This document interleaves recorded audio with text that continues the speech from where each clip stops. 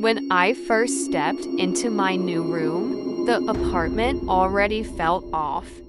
The building was one of those tired old blocks, gray and sagging, with a stairwell light that flickered like it was on its last breath. It was a typical pre-move-in feeling, that mix of excitement and unease. But inside my room, it was this one corner that really grabbed me. It was too perfect, too new, jutting out like an afterthought someone had tried to hide under fresh wallpaper. The rest of the wall was slightly uneven, showing its age, but this spot was pristine, almost glowing. I tried to ignore it. I unpacked my things, set up my bed, and arranged my collection of figurines on the windowsill, hoping they'd make the space feel more like mine. The rest of the place slowly settled into a familiar routine, the comforting smell of my mom's cooking filling the air, the distant murmurs of my dad's TV shows from the living room, the tired groan of the ancient elevator echoing through the halls. Life was moving in. But that corner, it stayed wrong. It was this sharp-edged presence in my peripheral vision, pulling my eyes toward it no matter where I looked. Even when I faced away, I could feel it there, a silent observer in my own room. It was like a perfectly drawn line in a sketch full of smudges. Nights were the worst. I'd lie there in the dark, listening to the building breathe its nightly symphony, the faint sound of footsteps from the apartment overhead, the distant slam of a neighbor's door, the rattling pipes that sounded like old, tired bones. But under all that familiar noise, something else stirred. It came from that wall of faint heaviness, a presence that felt like slow, shallow breaths trapped just behind the plaster. It wasn't a sound, more like a pressure change in the air, a density that made my ears feel full. Our cat, Barsik, was the first one to confirm my fears.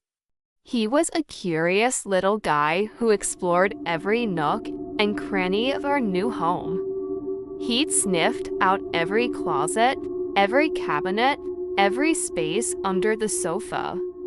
But in my room, he'd freeze at the doorway, his fur bristling, his eyes locked on that perfect corner. One night, he let out a low, guttural growl and backed away fast, refusing to enter.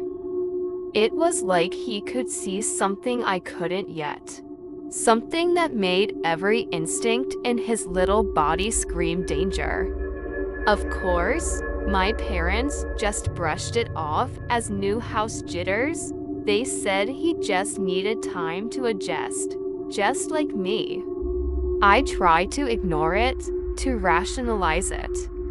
I told myself it was all in my head, a product of an overactive imagination in a new, unfamiliar place. But then came the evening they left me alone. My parents went out for a few hours, and the quiet in the apartment thickened. The TV was blaring from the living room, a mindless sitcom laugh track echoing down the hall. But the moment I stepped into my room, the sound was muffled, as if I had crossed a threshold into a sealed, soundproof space.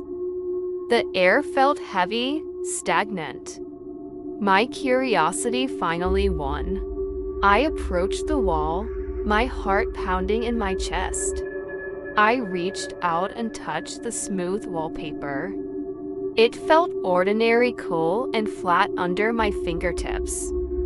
But then, a tiny click shifted under my palm, almost imperceptible, and the overhead light flickered once, plunging the room into momentary darkness before coming back on. That's when the whisper came. It was right by my ear, stretching my name out like warm taffy, slow and deliberate. It was a soft, childlike voice, and it seemed to be pulling directly from the corner. A small bubble, no bigger than my thumb, formed on the wallpaper right where the click had been.